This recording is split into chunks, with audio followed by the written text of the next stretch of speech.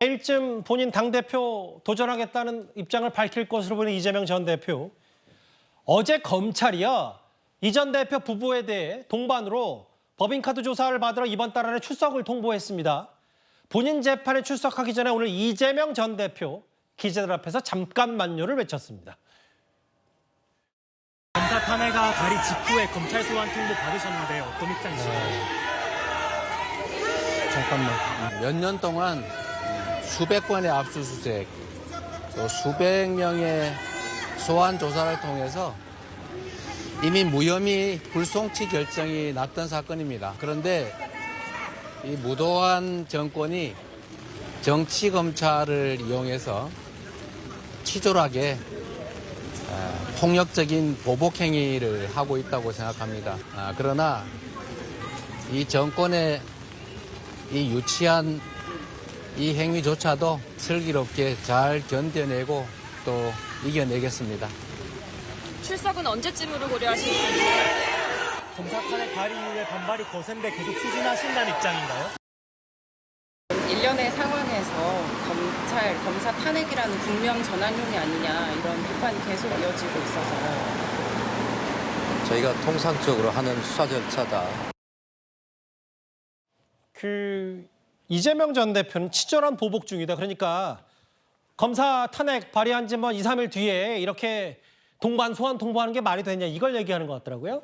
근데 검사 4명에 대한 탄핵하고 전혀 상관없이 이 사건은 2022년부터 시작된 사건이거든요. 그리고 그 내용 중에 법인카드를 여러 가게들에서 사용했다라는 것 때문에 카드 결제 내역을 다 수집해야 했고, 그 가게에서는 업주들을 상대로 조사가 필요했기 때문에 밑작업에 상당한 시간이 필요한 사건이었습니다. 그래서 지금 그런 사건 조사를 하고 나서 한 번 부르기 위해 가지고 준비했던 거는 굉장한 또 혜택을 줬다, 이렇게 볼 수 있거든요.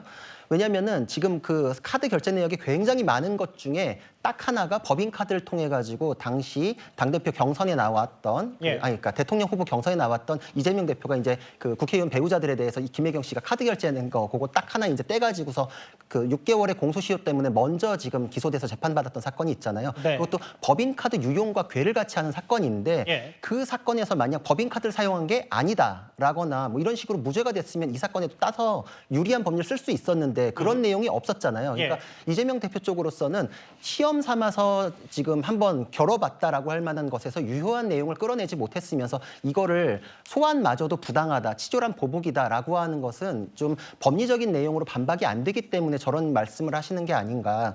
그리고 이것은 소환은 반드시 필요합니다. 어떤 여태까지의 그 소환이라는 것은 피의자에게 불이익을 주기 위한 것이 아니라 유리한 내용을 얘기했을 때 거기서 무혐의 처분을 받을 수도 있는 것이거든요. 근데 무혐의가 이러이러해서 무혐의다라는 내용을 시원하게 주장은 못하고 계세요. 그리고 예전에 무혐의 불송치가 됐던 사건이다라는 걸 주장하시지만 사건 관계에서 경찰은 불송치로 사건을 떼는 게 아니라 검찰로 다시 이의신청해서 넘어올 수 있는 단계가 있는 것이고 예전에 한번 볼까요? 이명박 전 대통령에 대해서도 다스 실소유주 의혹에 대해서 2007년에 무혐의 결정이 났었지만 다시 10년 뒤에 수사해서 기소까지 하고 유죄까지 났잖아요. 그걸 부당하다고 민주당에서 주장하시나요?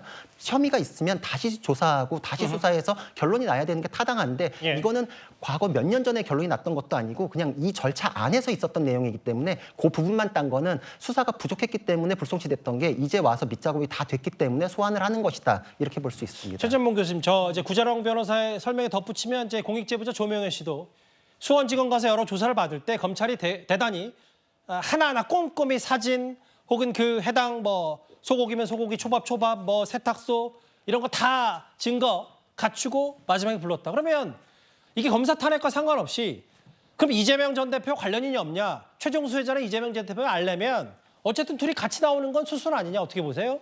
그러니까 뭐 그렇게 검찰은 주장을 하죠. 그러나 이제 물론 뭐 어떤 내용인지는 이제 수사를 해보고 재판을 받아봐야 알겠죠. 만약에 기소를 하게 되면.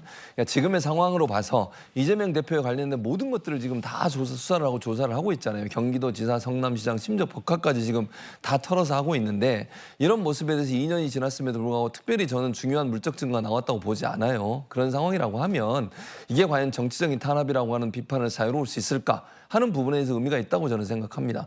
저는 이재명 대표가 출석할 거라고 생각해요. 소환을 요청을 하면. 그리고 출석해서 분명히 저는 소명할 거라고 생각합니다. 그러나 이런 모습들이 국민들이 볼 때 이재명 대표에 관련된 온갖 것들, 온 가족 관련된 것들을 다 이렇게 조사하는 것이 과연 정말로 수사의 원칙을 지키는 것의 모습이냐 하는 부분에서 의문을 가질 수 있다는 부분을 국민들 생각은 다 다르니까요. 뭐 그럴 수 있죠. 말씀하십시오. 예. 그러니까 뭐 저는 예. 그렇게 생각하니까 예. 그래서 그렇게 생각하는 국민들도 많이 있을 거예요. 그 부분을 이재명 대표가 상기시키는 거라고 생각합니다. 어제 이제 법인카드 소환 부부에 대한 법인카드 소환 의혹에 대해서 보복이라는 단어를 이재명 전 대표가 썼습니다.